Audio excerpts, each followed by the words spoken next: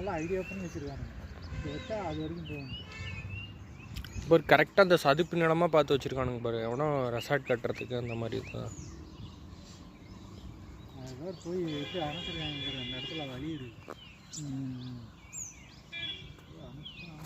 ஆமாடா, தடம் போகுது பாரு அந்த இடத்துல. இதை லைட்டாக பண்ணி